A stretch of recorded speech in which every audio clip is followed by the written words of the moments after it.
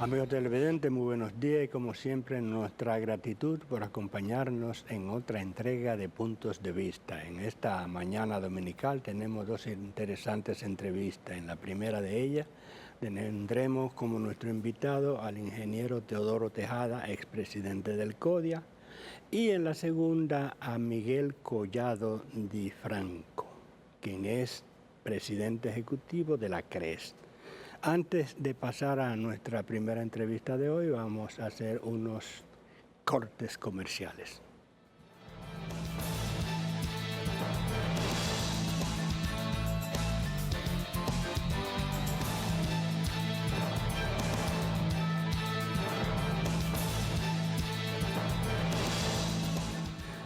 Buenos días, ingeniero. ¿Cómo está usted?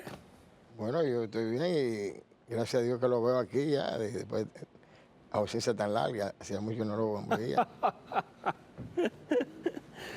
Mire, ingeniero, yo estuve leyendo un artículo que usted publicó, eso que usted frecuenta publicar en el periódico El Día, Sí, donde usted se refería a una obra que no sé qué tanta, pero bueno, una gran obra de por lo menos por la magnitud de los recursos, casi 29.000 millones de pesos, son 28.000 y tanto, me refiero a la autopista del Ámbar. ok, Usted escribió sí. una obra que por la estructura donde va como que ha pasado sin mucho ruido, aunque no es de ahora que se ha estado tanteando. ¿Usted entiende que esa obra es factible en todos los sentidos, económicamente viable, recuperable la inversión y no afectará al medio ambiente?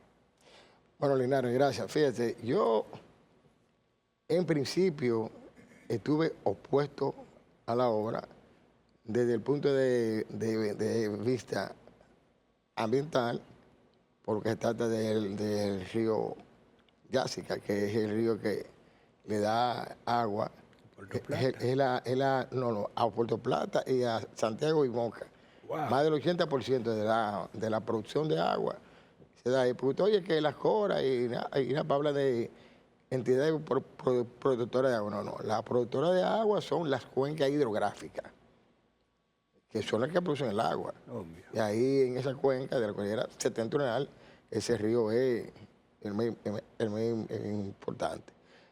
Pero ese río, ahora hay unos túneles, uno de 1.7 kilómetros, otro de 700 kilómetros, que va a penetrar a través de la cordillera septentrional. Entonces, eso evita, o sea, el impacto ambiental disminuye bastante, porque todo proceso tiene impacto ambiental, que hay algunos negativos y otros que son positivos en el sentido de que hacen menos daño.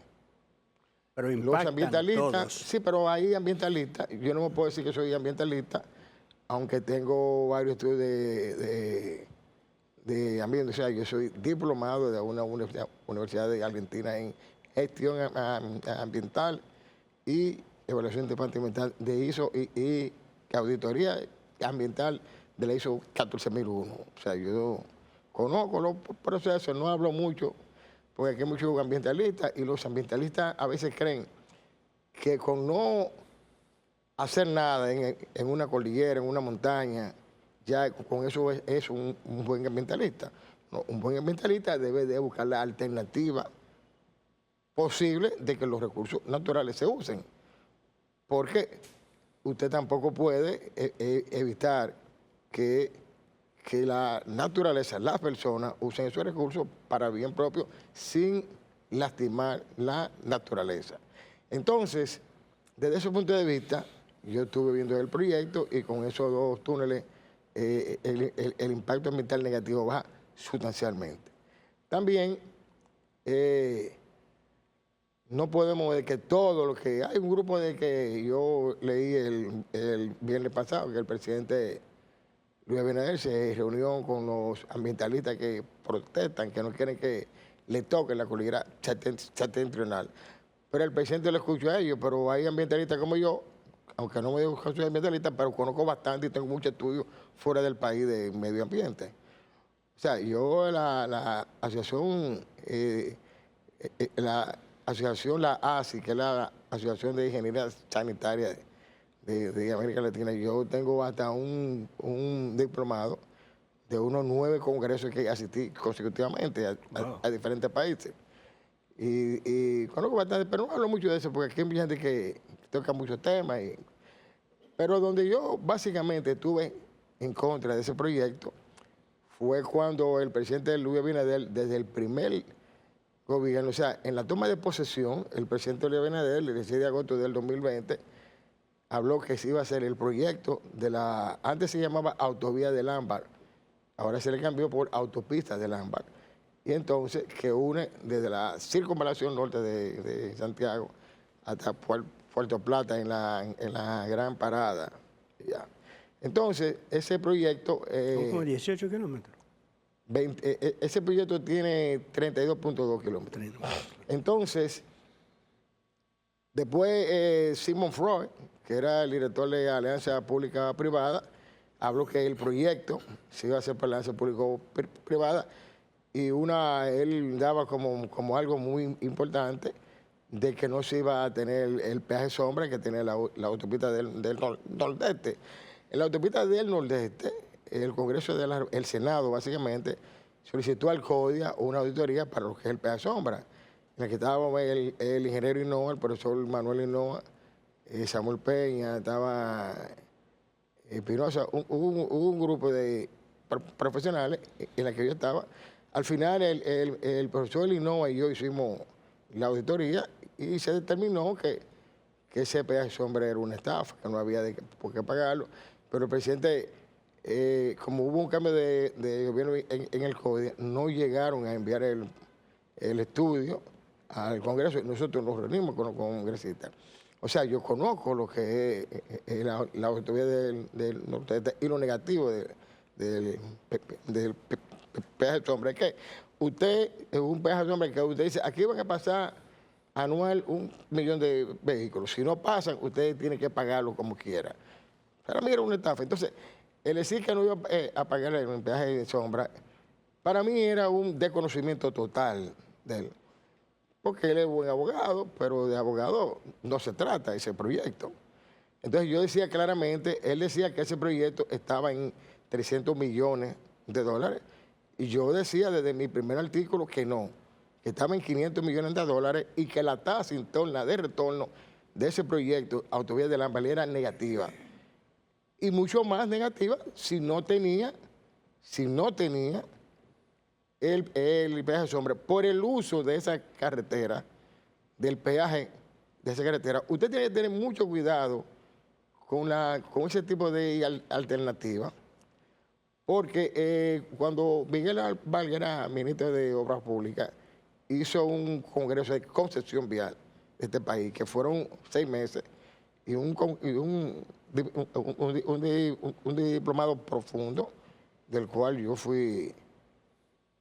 Yo hice el diplomado ese y muchos cursos de adquisiciones que he hecho. Entonces, cuando usted tiene alternativa, por ejemplo, en la carretera cruce de Navarrete, Puerto Plata, por cierto, una carretera asesina, peligrosísima. El presidente Danilo Medina reconstruyó, pero amplió 3 carriles en pendiente fuerte, pero eso es lo que ha sido lo peor. O sea, esa carretera debió hacerse de 4 carriles. Todas las carreteras de este país que se hacen de un carril o que tienen 2 carriles, uno en ambos sentidos, ya son obsoletas y son carreteras asesinas. Llámese circunvalaciones, son asesinas. Ya... Todas.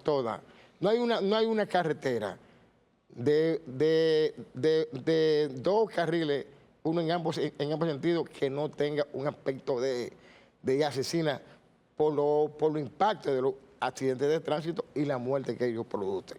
Entonces, esa carretera que yo le hayan dado muchos años de un proyecto que tengo por Puerto Plata. Eso es un sitio, uno tiene que estar porque se mete por ejemplo, usted va hacia Puerto Plata, ¿no?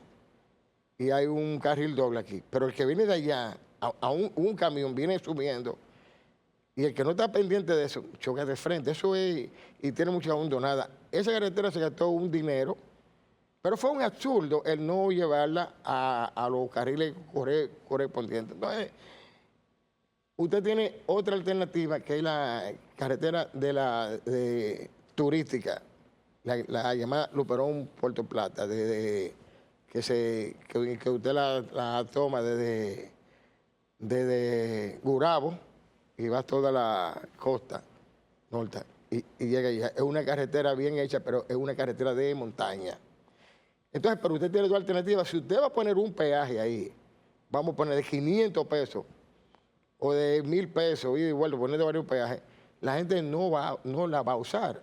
La gente va a usar las carreteras alternativas, que aunque sea un poco más distante, más peligrosa y más distante, el dominicano, o no el dominicano, en México se hizo una autopista concesionada que hacía un ahorro de 1 hora y media de ida en el tránsito, 1 hora y media en ambos sentidos. O sea, que eran 3 horas mínimo. 3 horas. Y la gente prefería la otra, más destartalada, más larga, porque el peaje era muy alto. Entonces, esa carretera con alianza público-privado no daba, porque y la razón me la dieron mismo, abrieron una licitación y la licitación la declararon desierta. Ahora se está haciendo por RD Vial, pero no con el peaje que produce ella, ni el dinero que produce ella misma, sino el amplio margen del peaje, y el Estado invierte un dinero en ella. Por eso yo la apruebo, pero alianza público-privado no daba, y además era falso de que era 300 millones de dólares. Ahora mismo la licitación fue adjudicada por 480 millones de dólares. Yo creo que esa parte, que es la que llama mucho la atención, ya fuera de la parte ambiental, quiero que la ampliemos un poco más en el próximo segmento. Vamos a hacer una breve pausa comercial.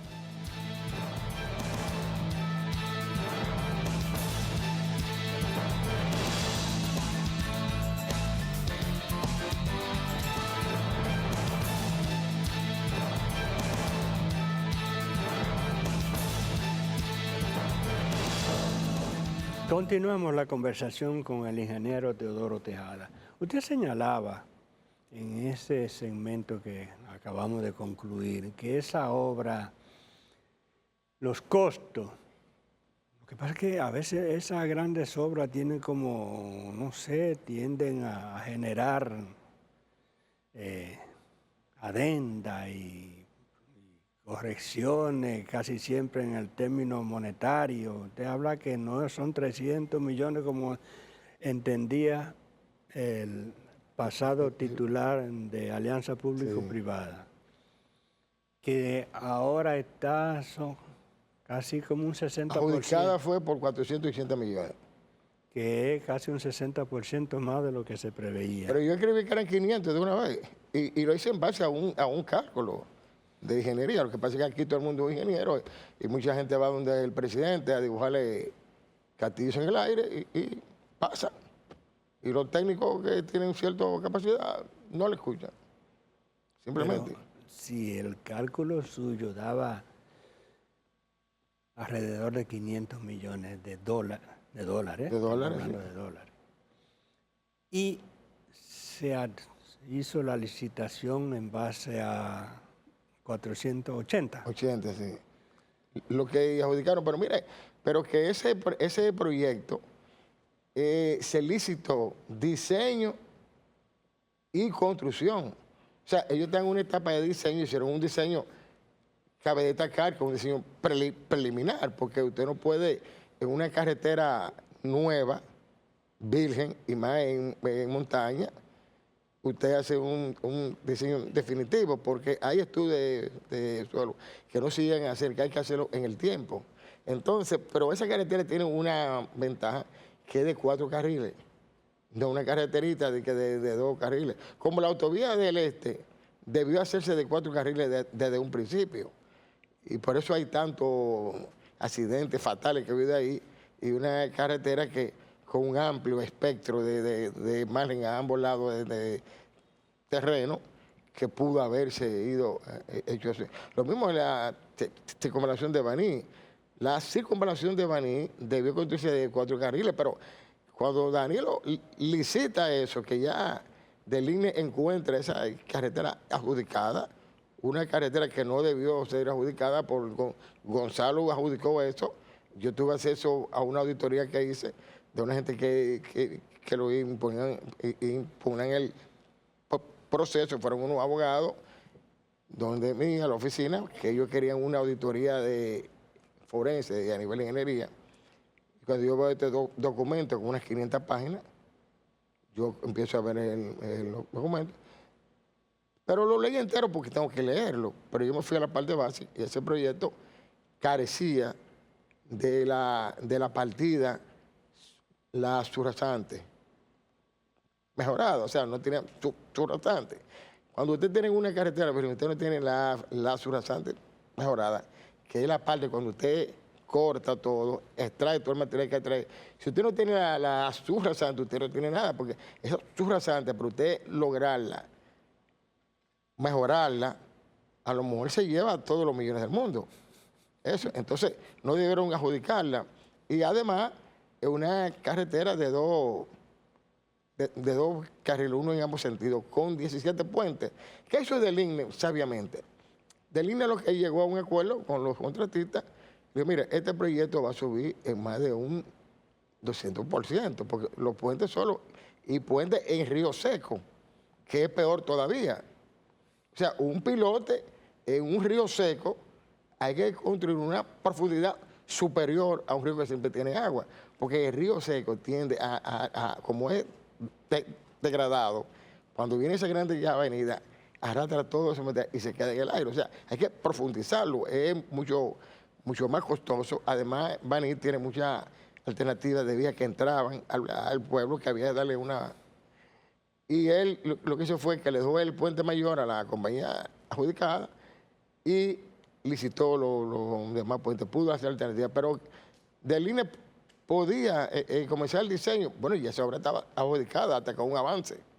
Él mucho hizo que trató de... Lo mismo en la circunvalación de Asua. El presidente Luis Abinader hereda la circunvalación de Asua con una parálisis de más de un año, porque contrataciones públicas tenía el proyecto parado y cuando el presidente entra esa ley, entra esa obra en la ley 118-21 sobre lo que él llamó el nudo legal, que yo no llamé el nudo legal, él llama que sí, porque yo estoy convencido que con el artículo 28 de la ley se podía resolver, pero el presidente decía, de la ley 340, yo 06, y el presidente decía que está vigente con todos los proyectos anteriores, el artículo 245 de la ley 47-25 de contratación pública, dice que todos los proyectos que se iniciaron y procesos antes de la entrada en vigencia de esta ley, o la nueva ley de contratación pública 47-25 del 28 de julio del 25, y su artículo 249 decía que la misma entraría 6 meses después o 180 días después de su promulgación. Y entonces entró el 25 de enero del 2026. O sea, todos esos proyectos persisten con la misma ley 340. Lo mismo que con la ley 105 del 67. Lo que comentaron anterior, que todavía hay proyectos de esos que son una joya, que lo buscan mucho, porque ahí usted puede subir todo lo adicional del mundo. Porque también hay un absurdo con la ley esta de que el 25% que permitía la ley 340-06 en su artículo 31, numeral 2, ahora persiste el mismo en el artículo 68, 69 de esta ley. Pero yo quiero que me digan a mí, ¿qué ingeniero propuso que un proyecto tiene que limitarse a que suba el 25%? Yo quiero ver quién lo hizo. ¿Quién lo hizo? Porque ningún ingeniero lo ha hecho. Y aquí hay ingenieros en ejercicio que conocemos la ley Pero aparte de eso, usted sabe que tenemos maestría en esos aspectos. Y no es lo mismo un ingeniero de ejercicio que maneje derecho constitucional y derecho público, que maneje alta dirección pública, que maneje derecho administrativo, que haya sido funcionario del gobierno de alto nivel, oferente, o sea, una serie de cosas. No es lo mismo para que un abogado venga a mí a hablarme, no, tenemos que hablar, pero hay muchas cosas que se dan que el presidente tiene que arreglar ciertas cosas. Pero yo le tengo mucho afecto al señor presidente, no le voy a hacer una huelga en la Plaza de la Bandera, no tengo características de huelguita. Ahora, yo tengo capacidad para meter en la Plaza de la Bandera 4.000 ingenieros como nada. Porque yo he hecho actividad en el línea que he metido 3.800 ingenieros. Pero yo, el presidente Luis Abinader, no voy a hacer eso, pero con la ley 83-24, no solo la Plaza de la Bandera, no debíamos coger la autopista de vuelta entera para que el presidente se digne a modificarla. Porque es absurda, abusiva, corrupta y excluyente. Esa ley es lo peor que hay en este país. En un país democrático. ¿Y por qué no se le ha solicitado que bueno, sea? ¿Esa es el número? Usted pone en Google, como dice el presidente, ay Google, presidente, sí, presidente, usted Google, presidente, ponga la ley 83-24, Teodoro Tejada, la ley 110 de 18-21, nomás el mensaje de voz y le va a salir más de 60 cosas que yo he escrito y con base. Entonces es malísima. Entonces, y con base, yo reto a las personas de mayor nivel en este país, de leyes que discuta conmigo, la ley 118-21, la ley 47-25 y la ley 83-24, sin modestia aparte. Yo los reto a que vayamos a un debate. Una va modificando la otra. Pero, Linares, ¿cómo es posible que usted, en la ley 118-21, que era una ley que el presidente habló del nudo legal, pero el nudo legal se resolvía con el artículo 28 de la ley 341-06, porque decía que para un contrato ser hábil tenía que tener equilibrio económico, aumento de precios, incremento de cantidad, todo eso iba ahí. Pero el artículo 32, numeral 1 de la ley 340 dice, cuando un proyecto ocurren acontecimientos impredecibles que no era causante por el contratista, artículo numeral 1, ítem 1, el contratista tendrá el derecho a que se le devuelva el equilibrio económico del proyecto. El equilibrio económico del proyecto, absurdamente, muchos abogados confunden que es monetario, incremento de precio, bajo ningún concepto. El equilibrio económico de un proyecto es que si yo estoy haciendo una escuela, el estudio de suelo, cuando yo tengo un proyecto enlatado o un diseño que me dice que yo voy a desplantar una zapata 1,50, voy a excavar 1,50 y tengo mi zapata normal, redonda vamos a poner de 3/4 a 20 abajo, y 1,50 por 1,50. Cuando el estudio de suelo me da y yo tengo que desplantar 2,15 para abajo, hacer una platea con redonda de 3/4 a 10 en 2 cámaras, o sea, en dos cámaras, no tenemos 2 cámaras, son 2 camadas. Entonces, ya las columnas no son de 12 redondas de 3/4, sino 18 varillas, para decir lo que varía de 3/4. Cuando yo bajo 2,15 y subo 1,25 para el nivel de terreno del aula, ya yo no puedo usar varilla convencional de 20 pies. Yo tengo que usar varilla de 40 pies. Y esa varilla hay que mandarla a hacer, porque el mercado no cuenta con toda esa varilla. Entonces, ahí eso es costo, pero son incrementos de partida. Usted tiene, si yo tengo zapata de columna, 3 metros cúbicos, ¿verdad? Ahora tengo platea, que tengo 300 metros cúbicos. Multiplico por un valor que es un precio. me da un total, un número. Cuando hago lo otro, me da un total. Al final, todo es un número. Equilibrio económico.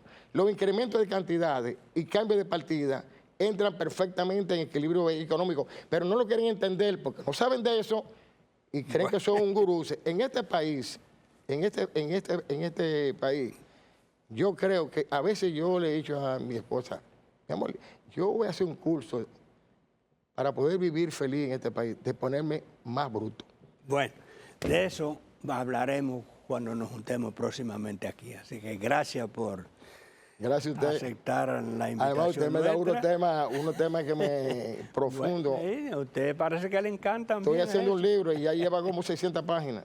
Bueno, yo espero estar en la puerta de circulación. Continúen con nosotros, que luego de unos interesantes comerciales venimos con la segunda parte de Puntos de Vista.